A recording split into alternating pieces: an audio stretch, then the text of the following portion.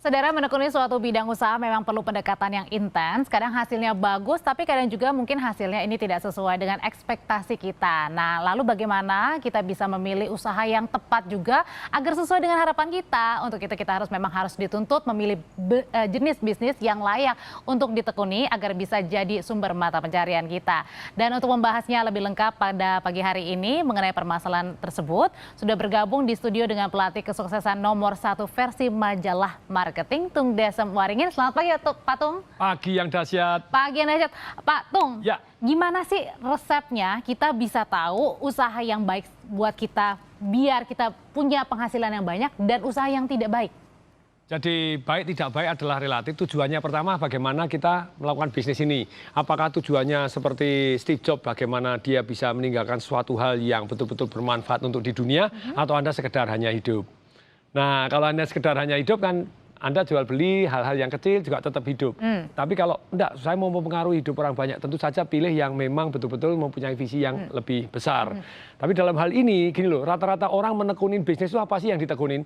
Adalah bisnis yang pertama kali menghasilkan dia income. Boleh nggak? Boleh, tapi belajar cara bisnisnya gitu ya. Nah, itu gimana tuh Pak? Contohnya begini, ada orang pertama kali lulus, pada waktu belum lulus, masih kuliah, motretin temannya wisuda. Dikasih uang saku, dapat uang pertama nikmat toh. Kemudian berikutnya dia mulai dipanggil oleh temannya untuk memotret temannya yang menikah. Dapat duit, enak toh. Terus besok sampai tua dia jadi fotografer. Boleh nggak? Boleh.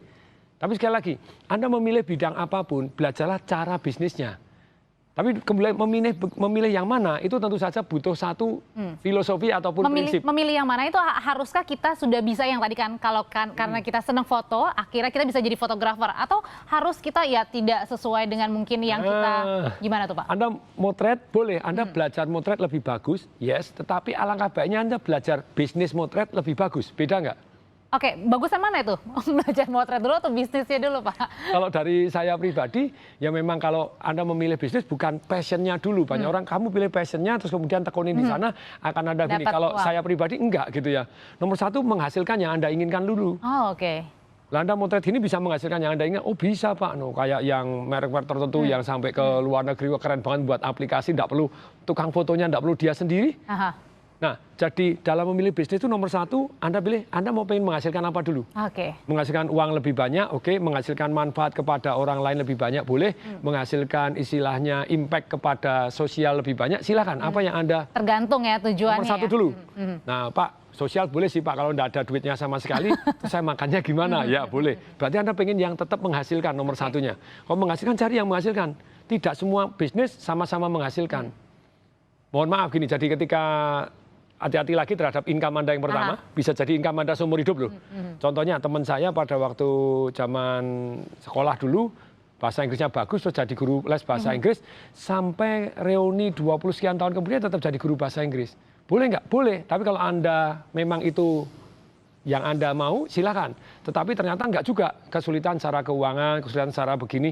Nah, kalau mau ya belajar bisnisnya, cara bisnisnya. Apapun pilihan Anda, belajar cara bisnisnya gitu ya. Belajar cara bisnisnya. Nah, terus kan ada yang bingung juga ya Pak. Mungkin pemirsa di rumah bingung, ini gimana sih caranya kita tahu, oke ini bisnis bagus buat kita, layak ditekuni atau tidak, kalau misalnya bisa balik modal selama 1 tahun. Atau itu ada ini ya nggak sih Pak? Ada aturannya ada time frame-nya atau enggak? Ya, misalnya harus 1 tahun, oh berarti berhasil karena balik modal. Sebetulnya kalau yang tadi sebelum di acara ditanya Mbak Audrey gitu ya, bisnis itu relatif kembali modalnya berapa lama sih gitu ya, lama atau enggak. Tapi banyak orang kan gini, kerja sampai 40 tahun, terus kemudian ya gaji segitu-gitu aja, terus kemudian pensiun bangkrut atau broke atau tidak punya uang banyak, merasa tidak cukup, merasa biasa-biasa.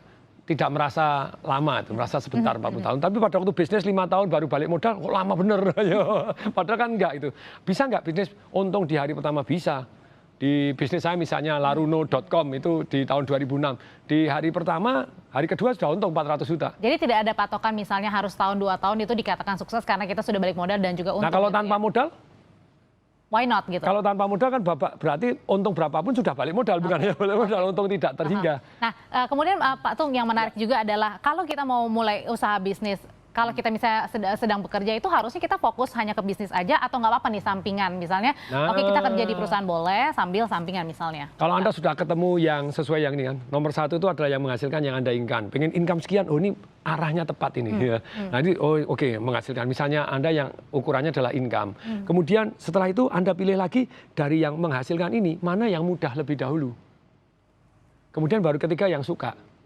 Problemnya orang melakukan sesuatu hal yang dia tidak suka, susah setengah mati, terus kemudian tidak menghasilkan, itu neraka di dunia gitu. Okay. Jadi cari yang menghasilkan, yang mudah, kemudian baru yang Anda suka. Kalau nggak suka juga repot. Boleh nggak suka? Boleh, tapi secepat mungkin didelegasikan. Saya buka laundry misalnya dalam 1 tahun 5 bulan ini, TDWL saya, The Daily Wash Laundromat, itu sudah 51, 1 tahun 5 bulan 51 biji. Pertanyaannya, apakah saya senang cuci-cuci? Enggak juga. Apakah saya jagoan tentang mesin cuci? Enggak juga. Artinya Bapak punya yang lain juga, tapi bisnis Bapak ini memenuhi saya. Satu, menghasilkan passive income. Yang kedua, bisa membantu saudara saya, membantu karyawan saya, membantu orang banyak untuk dapat break even point kurang dari 4 tahun gitu. Jadi nggak masalah ya Pak kalau misalnya kita tetap bekerja, misalnya mungkin kita juga punya usaha sampingan kecil-kecil lah gitu. Bahkan harus, karena gini, kalau manusia itu hanya fokus di satu tempat, keberuntungannya berkurang. Betul, kalau Anda fokus di sini, sinar laser Anda akan membuat terobosan di sini. Tetapi ketika Anda fokus di sini saja, Anda tidak mau peripheral, keberuntungannya berkurang. Ada satu peneliti buku yang namanya Science of Luck gitu ya. Keberuntungan itu datangnya dari mana? Richard Wiseman, penulisnya, Science of Luck. Dia mengatakan bahwa manusia ketika disuruh baca koran gitu ya, coba dihitung gambarnya ada berapa. Wah, tebel korannya. Begitu dihitung, apalagi dikasih insentif. Kalau kamu paling cepat kamu dapat duit, misalnya $50. 216 gambar, ada lain-lain. Ternyata oke lah, ngomong betul 216. Tetapi ternyata di halaman kedua, itu ada tulisan, bukan gambar. Karena Anda diminta fokus gambar, Anda nonton gambar saja. Tapi begitu ternyata di halaman 2 ada tulisannya begini, berhenti menghitung.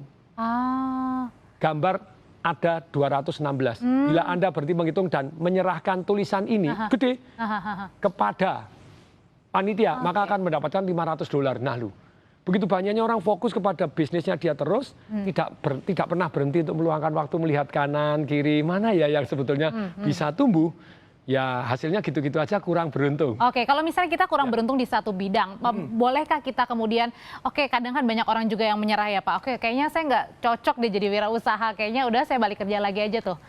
Silahkan, jadi seperti orang belajar jalan tuh. Pertanyaan saya, anak-anak yang bisa jalan kaki itu berapa persen? Mungkin 99,99%. Pertanyaan, pada waktu mereka jalan pernah nggak jatuh? Pernah dong. Coba bayangin kalau dia jatuh sekali, jatuh kedua kali, jatuh ketiga kali, terus bilang, aku memang tidak berbakat jalan, lebih baik merangkak lagi aja lah seumur hidup. Sebetulnya enggak, di dalam bisnis itu kalau menurut saya, ketika Anda memulai bisnis berhasil atau tidak berhasil, ya kita, itu pelajaran. Sekali lagi, tidak ada kata gagal, yang ada hanya sukses dan belajar. Nggak ada kata gagal ya Pak ya? Kalaupun rugi itu bukan hanya belajar aja ya? Itu gini loh, itu sebetulnya hukum alam, hukum karunia Tuhan begitu ya, bahwa apapun yang kita tidak suka, maksudnya begini, apabila kita sedih, sakit, kecewa, atau perasaan, aduh kok belum berhasil, itu sebetulnya adalah perintah dari sana untuk Anda belajar. Berarti Anda belum canggih benar di sini. Anda belum melakukan yang harus dilakukan, belum belajar yang harus belajar, belum berpartner kepada orang yang Anda harus partner, makanya Anda belum berhasil. Anda diminta untuk belajar dulu. Belum apa-apa sudah menyerah duluan. Mungkin aja berhasil di bidang usaha yang lain. Bisa saja gitu. Bisa saja. Atau bahkan di bidang usaha itu bisa berhasil kalau dia tidak menyerah gitu ya. Oke, Pak Tong, mungkin di rumah kalau misalnya mungkin ada yang mau berbincang-bincang lagi, ini gimana Pak? Karena kan waktu kita sudah terbatas. Boleh. Kalau misalnya yang mungkin bingung, ini saya mau usaha apa yang baik ya Pak Tong? Boleh, di Instagram saya tungdesainwaringin.tdw, Anda bisa komen di sana, terus kemudian tanya silakan, atau Anda bisa di Smart FM. Smart FM itu satu radio yang ke seluruh Indonesia juga, setiap hari Selasa jam 7 sampai jam 8. Oke, kali ini berarti besok topiknya adalah begitu ya Pak ya, sama ya, bagaimana memilih jenis bisnis sehingga layak untuk ditekunin gitu ya. Bisa layak untuk ditekuni. Yang penting tadi kata kuncinya adalah kalau gagal, ya itu bukan gagal, tapi kemudian belajar. Sudah sukses pun harus belajar. Sudah sukses harus belajar ya, harus rendah hati juga. Terus iya, kalau nggak rendah hati kan nggak mau belajar. Terima kasih Pak Tung Desem sudah berbagi bersama kami. Nanti kita jumpa lagi di minggu depan ya.